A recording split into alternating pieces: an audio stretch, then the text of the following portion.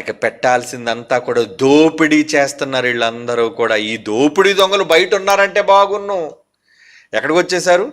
బైబిల్లోనికి వచ్చి సంఘాలు పెట్టి, ఇతని బాధ అంతా అదే కదా.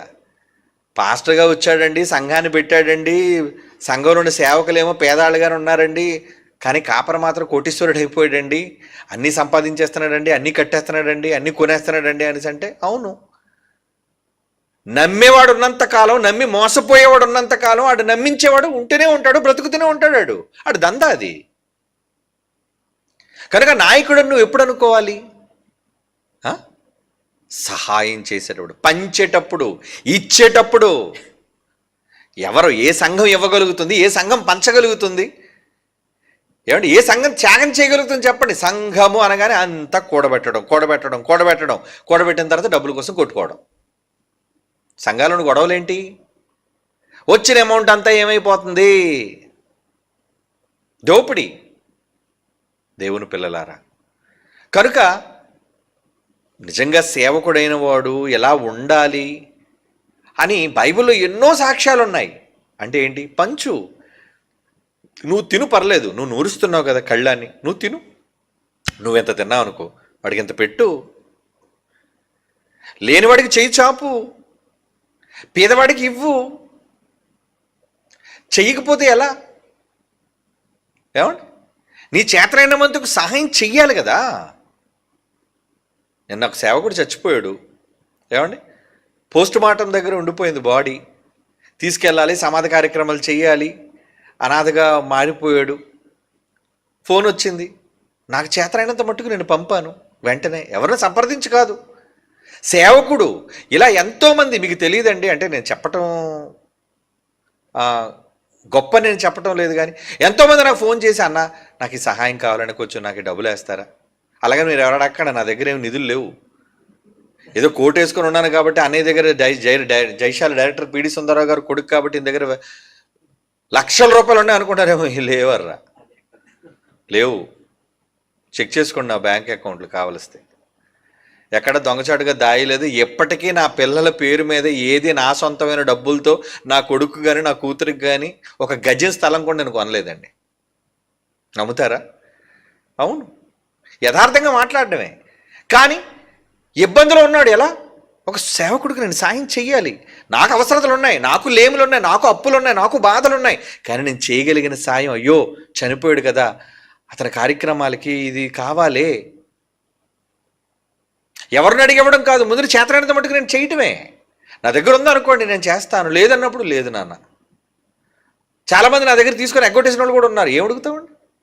ఏమండి, అవసరమైనప్పుడు మాత్రం ఎలాగ అడుగుతారంటే ఎంతో వినయంగా, విధేయతతో, రేపే ఇచ్చేస్తాం, వచ్చే నెలే ఇచ్చేస్తాం అన్నట్టు చెప్తారు. ఆ తర్వాత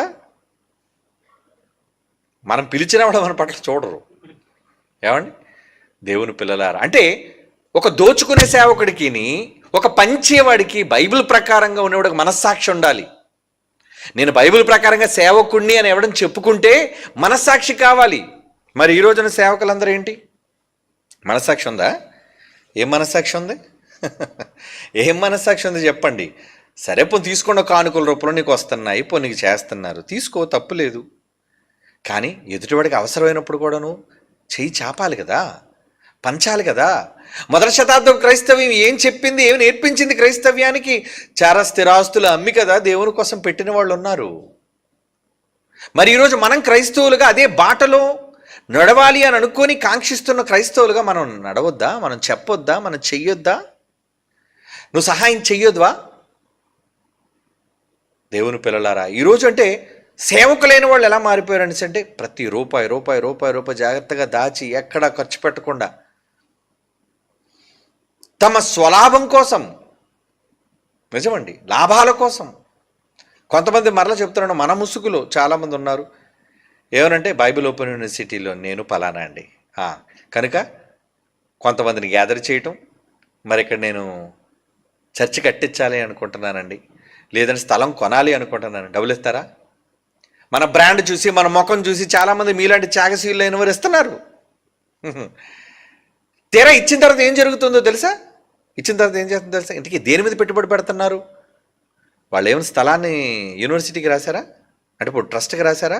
అది ఎప్పటికీ ఎవ్వరు అమ్ముకోవడానికి వీలు లేనట్లుగా ఉన్న దేవునికి అంకితంగా ఉండాలి అన్న ట్రస్ట్ మనం పెట్టుకొని వ్రాసుకొని సంతకాలు పెట్టి రిజిస్టర్ చేసి ఆ స్థలాన్ని భవిష్యత్తులో ఎవరు ఎప్పుడు తాత ముత్తాతలు ఏమండి కాలం మొదలుకొని భవిష్యత్తులో పిల్లల పిల్లల పిల్లల వరకు ఎన్ని తరాలు వచ్చినా సరే ఎవరికి దాని మీద అమ్ముకునే హక్కు లేదు. అది దేవునికే ఉపయోగపడాలి, అది దేవునికే అంకితం కావాలి అన్న దృక్పథంతో మేము అంతా ఆలోచించి చేసాం దాన్ని. కానీ ఈరోజు మన పేరు చూపించి మన బొమ్మ చూపించి వెనక అతను నా ఫోటో ఒక పక్క డాడీ ఫోటో ఏమండి ఓ పక్క జాన్సన్ గారి ఫోటో ఇలా ఫోటో వేసి మధ్యలో ఇతను ఫోటో వేసుకొని పరిచయమే ప్రజల దగ్గరికి వెళ్ళి డబ్బులు తీసుకొని తీరా వెళ్ళి వాళ్ళు లక్షల రూపాయలు ఇచ్చిన వాళ్ళు ఉన్నారు. లక్షలు వేలు మొదలుకొని లక్షల వరకు ఇచ్చిన వాళ్ళు ఉన్నారు. తీరా ఏమండి మరి స్థల నిర్మాణం కోసం ఏమైందండి అంటే నేను స్థలం తీసుకున్నానండి, వాళ్ళ దగ్గర అద్దెకి తీసుకున్నానండి, దాని మీద మరి పెట్టుబడి పెట్టానండి, ఈరోజు వాళ్ళ స్థలం నాదని బయటకు పొమ్మన్నారండి. మరి ఎందుకు పెట్టావురా? ఎందుకు పెట్టావు దాని మీద?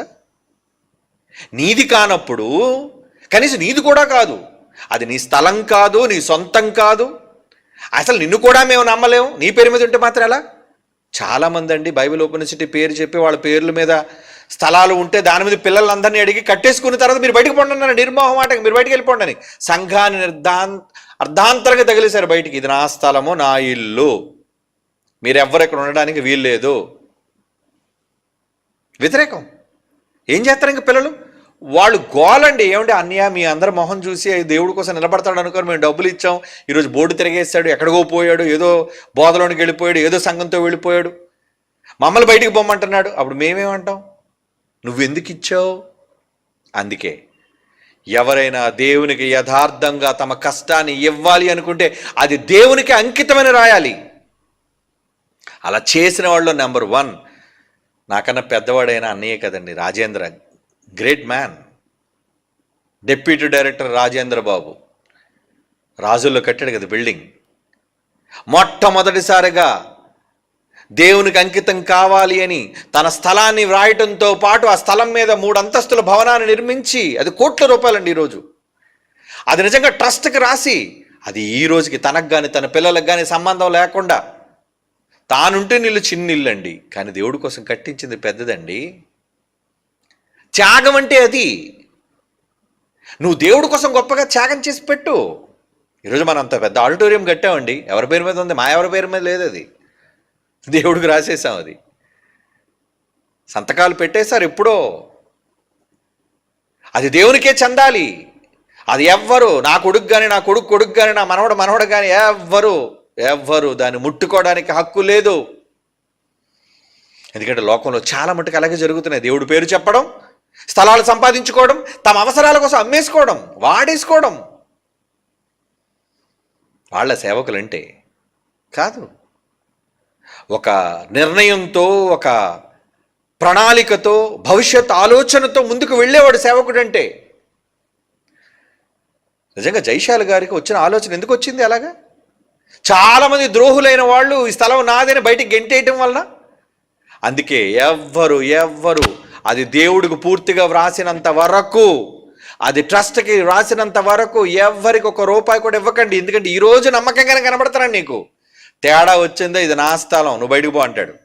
మనిషి మాయ, నమ్మొద్దు. అసలు మనిషి అన్నవాడినే నమ్మొద్దు. ఒక జంతువు నమ్మినా పర్లేదు, మాయ మోసం చేయదు అది. కానీ మనిషి ఎప్పుడు మాయ చేశాడు, క్రిమినల్. కనుక దేవుని కోసం ఈ కష్టం, దేవుని కోసం ఈ త్యాగం ఉండాలి అంటారా?